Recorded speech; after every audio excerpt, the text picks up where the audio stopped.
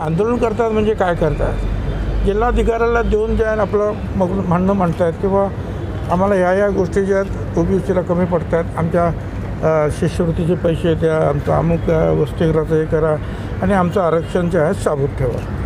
आता ती विनंती करायला काय हरकत आहे?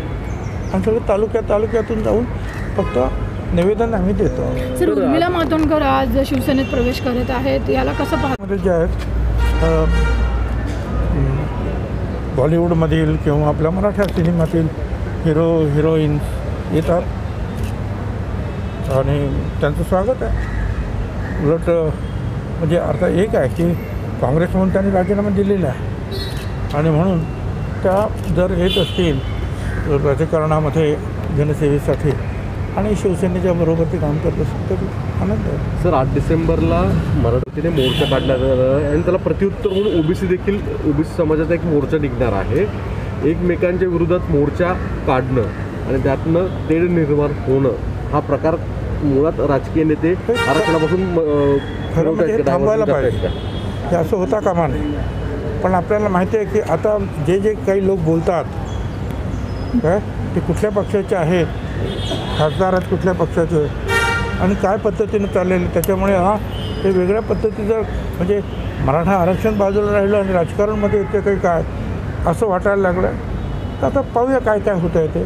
परंतु एक आहे, जर कुणाच्या हक्कावर जर गदा येत असेल, तुम्हाला तुमचे हक्क मिळवण्याचा मागण्याचा जरूर अधिकार आहे. पण दुसऱ्याच्या हक्कावर जर गदा येत असेल तर तोसुद्धा मग आपली विनंती घेऊन पुढे येणारच नाही.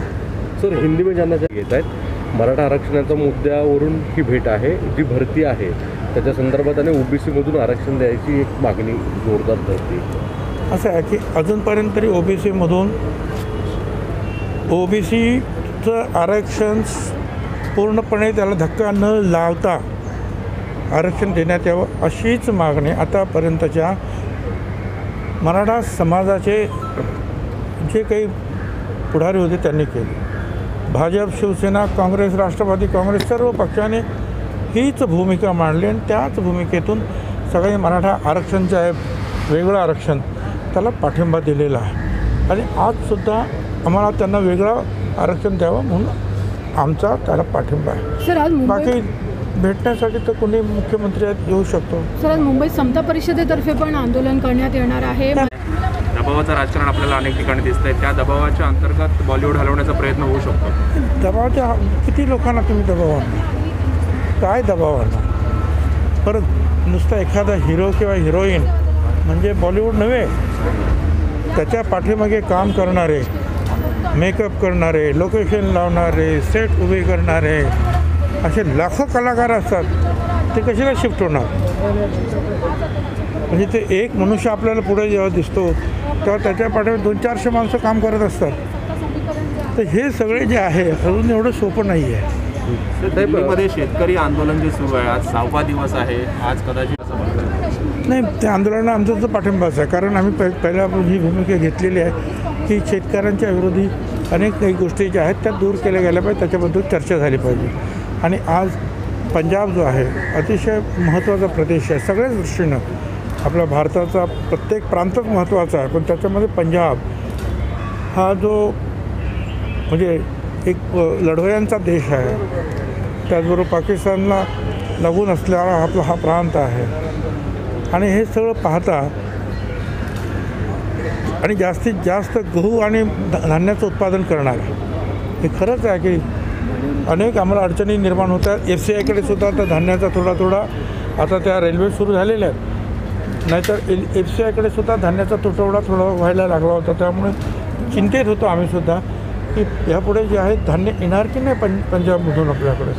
कारण जो साठा होता शिल्लक ठेवलेला तो जो आहे तो सगळा वापरला जात होता.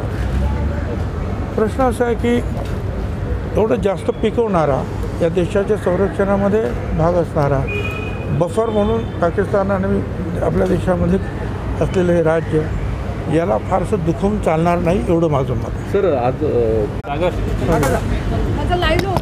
तिला मी देतो सर.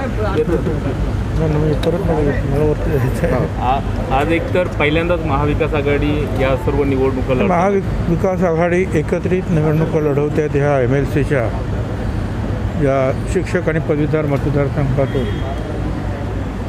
आणि मला असं वाटतं की 100% जे आहे सगळेचे सगळे महाविकास आघाडीचे उमेदवार निवडून येतात. मला त्याच्यामध्ये जरासुद्धा शंका वाटत नाही. सर, आज उत्तर प्रदेशचे मुख्यमंत्री योगी आदित्यनाथ इथे येत आहेत. जी चर्चा आहे कारण की ते बॉलिवूडच्या काही गुंतवणूकदार आणि प्रोड्युसर्सला भेटणार आहे. चर्चा जी आहे की मुंबईतून बॉलिवूड हलवलं जावं उत्तर प्रदेशात, त्यासाठी ही सगळी धावपळ चाललेली दिसते. हे बघा, मुंबईमधून बॉलिवूड हलवण्याचे प्रयत्न यापूर्वीसुद्धा झालेले आहेत. मला आठवतं मी ज्या उपमुख्यमंत्री आणि होम मिनिस्टर होतो त्यावेळेलासुद्धा झाले. त्यावेळेला मुंबईमध्ये गँगवॉर फार जोरात होतं आणि मग बरेचसे जे आहेत कलाकारांमध्ये सुद्धा चलबिचल झालेली मला माहिती आहे. ते भेटसुद्धा झाली. त्याच्यानंतर तर ते सगळं आम्ही कंट्रोल केलं, तो भाग वेगळा. तर त्यावेळेपासून मी ऐकतो आहे की त्यावेळेला हैदराबादला बॉलिवूड जाणार म्हणून मोठी चर्चा होती. आणि हैदराबादला रामोजीराव यांचा फार मोठा स्टुडिओ आणि त्या भागातून हिंदी त्यांचे जे दाक्षिणात्य सिनेमासुद्धा मोठ्या प्रमाणावर तयार होतात. तर हे सगळं पाहता जायला असं वाटलं, पण कोणी गेलं नाही. शेवटी मुंबईतच सगळे राहिले आणि मुंबईचे उद्योगधंदे गुजरातमध्ये यावेत म्हणून गुजरातच्या आनंदीबाई पटेल त्यावेळेचे मुख्यमंत्री त्यांनी प्रयत्न केले. काही फरक पडत नाही.